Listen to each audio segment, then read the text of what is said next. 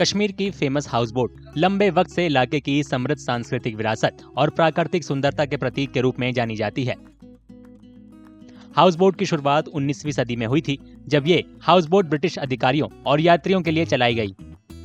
ऐसा माना जाता है कि ब्रिटिश अधिकारियों को हाउस बोट बनाने का आइडिया तब आया जब वहां के महाराजा ने उन्हें अपने इलाके में जमीन खरीदने की इजाजत नहीं दी।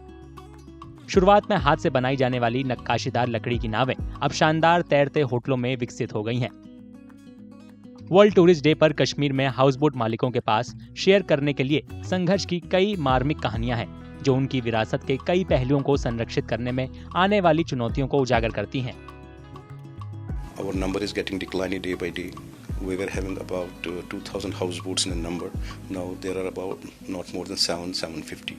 And apart from that, I think more than 150 to 200 houseboats in the River Jahal in Chinarbagh, they have already surrendered their units. They want to rehabilitate from there because they are not getting any business. Their houseboats are not that standard that now as the present tourism is concerned, be it tourists from the country or outside the country, a lot of things have been changed. First they prefer to stay in the houseboats. Now our country tourism is a global tourism. They went just to every part of the world. They have seen different facilities, modern facilities, because they are paying. Right. And they want same thing over here. When they came to our houseboat, apart from the deluxe category, they don't find the things up to the mark. Problem, we don't get the renovation permissions easily. कुछ house boat मालिकों का कहना है कि उनकी नावों के renovation पर सरकारी प्रतिबंधों के अलावा वे लकड़ी की ज्यादा कॉस्ट से भी जूझ रहे हैं।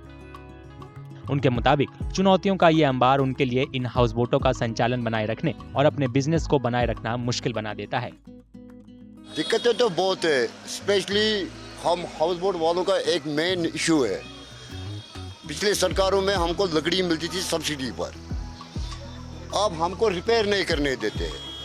लकड़ी का तो सवाल ही नहीं। इसलिए मोस्टली जो हाउस बोट थे जो पुराने हो रहे हैं, अब वो डूब रहे हैं। इसीलिए ये बोट कम हो रहा है। अभी भी आप अगर झील के अंदर जाएंगे, कुछ हाउस बोट वो अभी पानी के नीचे है, क्योंकि रिपेयर नहीं कर सकते, और लकड़ी जो है वो बहुत महंगा है। एक्चुअली क्या ना रेमिनेट देते हैं, नया बना सकते हैं ना, लकड़ी हमारे को मिलता है। सब्सिडी जो होते हैं वो नहीं मिलती है हमको। लकड़ी बहुत कॉस्टली होती है हमारे यहाँ पे रिपेयरिंग करने पड़ने। 7,000 रुपया फुट अगर स्क्वायर फुट जाएंगे तो उतना ज़्यादा भी नहीं मिलता है यहाँ पे लकड़ हमको, जितना होना चाहिए।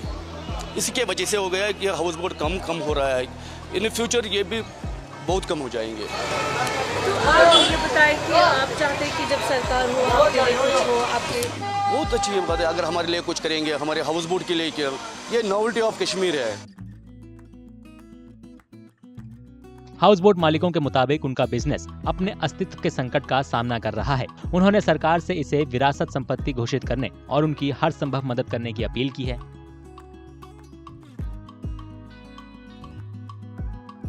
Our demand is that kindly declare it as a heritage, and there is no policy for the houseboats.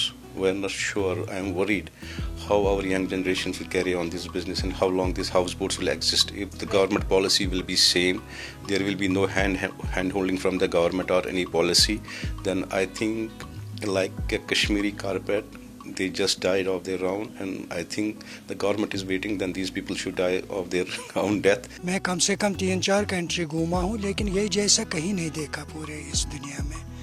तो ये एक कौमी सरमाया है ये हाउस बोट। ये हाउस बोट सिर्फ हाउस बोट वालों का नहीं है, ये कश्मीर के एक बच्चे का है।